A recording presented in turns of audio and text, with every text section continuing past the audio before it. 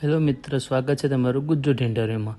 આજે તમે તસવીરો જોઈ રહ્યા છો એ કોઈ હોટલ કે ભાઈ રેસ્ટોરન્ટ કે પીજીની નથી, પણ આ જે તસવીરો છે એ એક જેલની છે.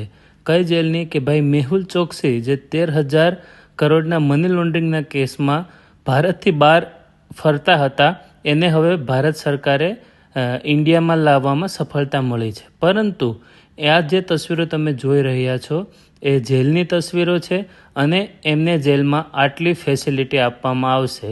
તમે જોઈ શકો છો, ટીવી છે, પંખા છે, ટ્યુબલાઇટ છે, ઘણી બધી સિક્યુરિટી ફૂલ છે અને સાથે સાથે બાથરૂમ અટેચ પણ એકદમ ચકાચક વ્યવસ્થિત લાગી રહ્યું છે.